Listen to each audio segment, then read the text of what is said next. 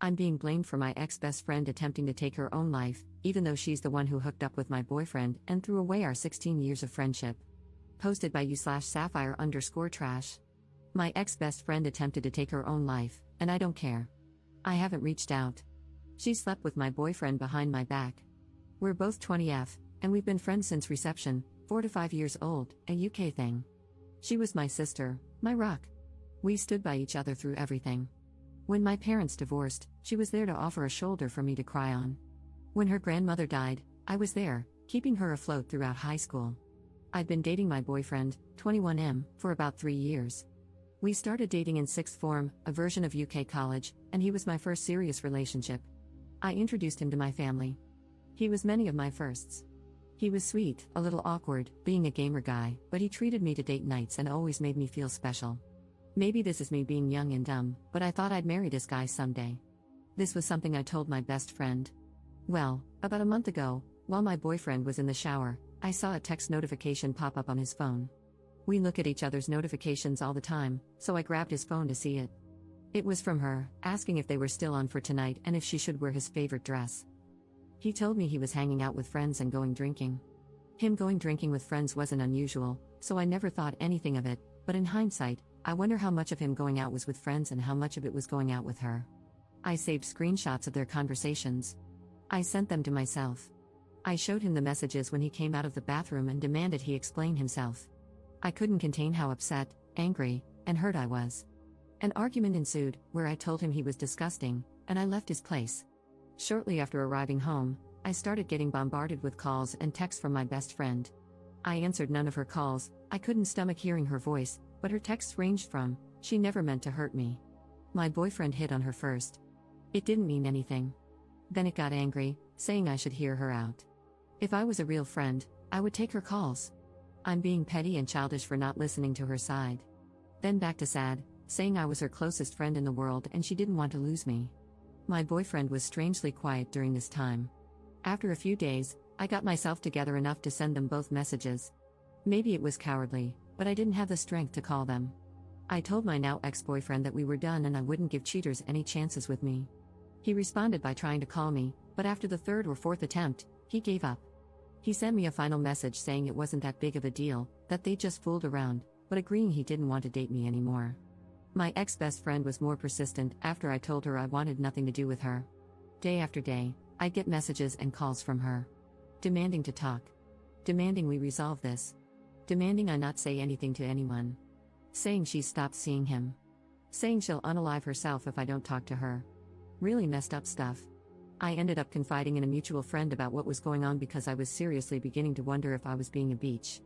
This friend reassured me that my feelings were justified. However, I wasn't expecting this friend to spread around what happened. The gossip spread like wildfire, and a few days ago, my ex-best friend tried to take her own life. I said nothing. I haven't visited her in the hospital. I haven't sent any messages to her family. Now her older sister keeps messaging me, telling me I'm a heartless bitch for leaving her at her lowest. For not trying to prevent this. That everyone makes mistakes and that her sister didn't intentionally hurt me. Maybe it does make me a heartless bitch, but I don't care. I'm relieved she survived, but I'll never forgive her. I'll never forgive her betrayal. She destroyed our friendship when she slept with my boyfriend. Commenter. Good, don't contact her or her family, that's done for. You're not responsible for her mental health.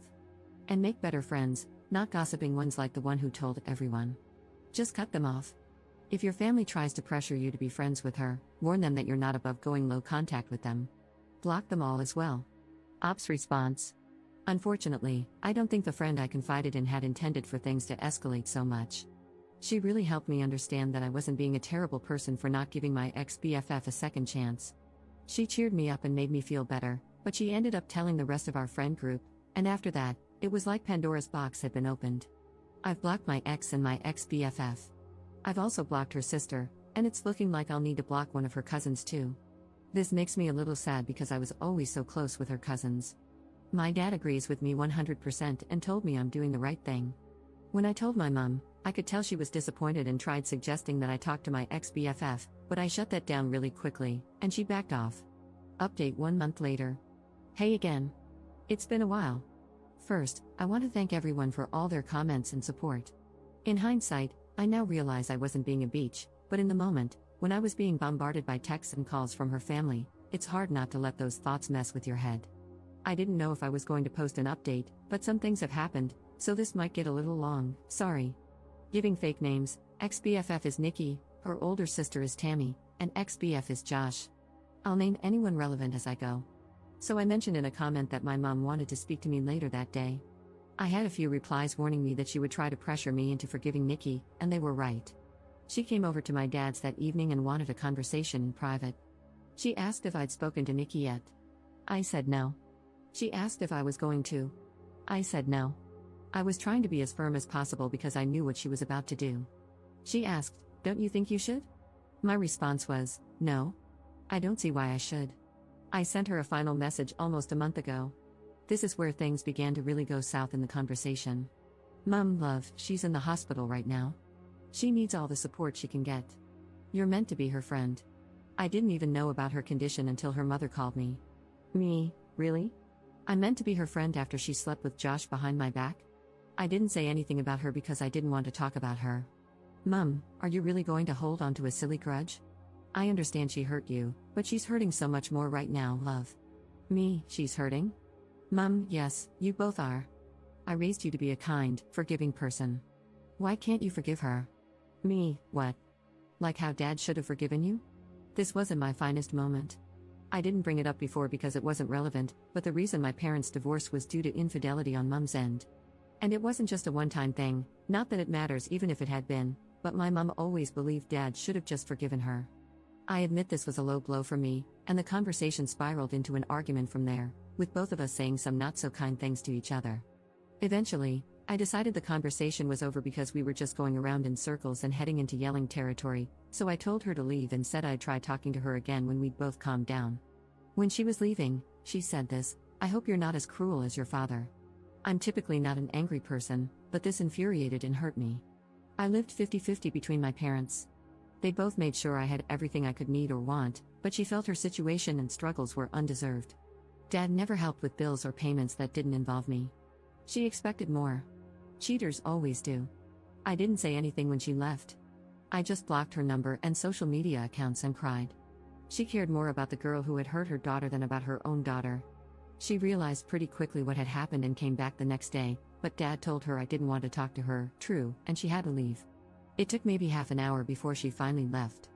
The next few days, she kept trying to reach me through other people, but I stayed silent. The Friday after my post, I decided I felt calm enough to talk to her and unblocked her. We spoke over the phone, which wasn't as exciting as the conversation above. Basically, it was her apologizing and telling me she was wrong for trying to force me to forgive Nikki, that she'd respect my decision, but she tried to suggest I think about it. I very firmly told her I was not forgiving Nikki. She just said, okay. Things didn't really feel the same with us. I couldn't bring myself to be as chatty with her as I was before, and it didn't help that she kept giving me updates about Nikki. The first time she did it, she told me Nikki had been put on a 72-hour psych hold, assessed, and eventually released. I told her I didn't want any updates on Nikki's situation. I wouldn't stop her from checking in, but I didn't want to be involved. She complained and said she thought I'd want to visit her, but I threatened to block her again if she kept pushing, and she shut up. Nothing was mentioned about Nikki for a couple of weeks before Mom again broke my boundary and brought her up, telling me about how Josh had stopped talking to her and how Nikki needed a shoulder to cry on. I again told her I didn't want to know, and this was her last chance not to bring her up or I would cut her from my life. She complained again but eventually promised it wouldn't happen again. Maybe I should have learned from my mistakes because I know my mother. She doesn't take no for an answer. It was really quiet for a while. My friends and I had all basically carried on from what happened, and even though I know a couple of them still occasionally talk to Nikki, they never bring her up around me or tell her, I hope, how I'm doing. I thought I could finally close this chapter of my life, but nope. Today, my mother called me and asked if I wanted to get lunch. I hadn't seen her in a while, so what was the harm? I headed to the Weatherspoons we planned to eat at, and who do I find sitting with my mum? Nikki and her sister Tammy. As soon as Nikki sees me, she gets up and tries to hug me, but I just raise a hand and take a step back, and this girl has the audacity to look upset. Mum immediately knows she's effed up because she's scrambling with all the excuses. It hurts to see you two fall apart like this, you were so close. I thought you'd forgive her by now. And my favorite, she made a mistake, she misses you. During this time, Nikki has been quiet, and I can see Tammy glaring at me. I'm just so effing angry and upset. I honestly didn't think Mom would pull something like this. I wanted to leave and cry, but I looked at Nikki and said, for someone who's made a mistake, she sure hasn't apologized for it yet. She had this guilty look on her face and muttered something about me having her blocked and having no way to. I said, "Is that really all you have to say?" And she just looked at me, confused. I was done. I turned to leave, and her sister started yelling after me, saying that I owed Nikki a second chance with all the trauma I put her through, while Nikki was begging me to just listen to her and talk to her. I told them all to F off and never contact me again and left. I managed to get out of there before Tammy started a fight and went home, where I sent my mom a text a while ago telling her she'd better lose my number because she no longer has a spot in my life. Then I blocked her and just cried. My dad's been doing his best to comfort me, but it just hurts so bad that my own mother did this to me. So that's where things are at right now. I'll update if anything else happens, but this whole situation really effing sucks. Commenter. Why were you still in touch with your mother when she cheated on your dad? Ops response. Because she was still my mom. I was a teenager when my parents divorced, and it was my father who encouraged me to maintain a relationship with her. Second update 16 months later. Hey there, everyone. I'm the girl who made the "my ex-best friend attempted to take her life" posts. I didn't think labeling this post like that really fit. I first want to apologize for taking so long to give you an update and to also thank you for your kind words. I haven't been able to reply to many messages, and I've had a lot, but I've taken the time to read through every single one, and I appreciate every single one of you. This Christmas has been amazing.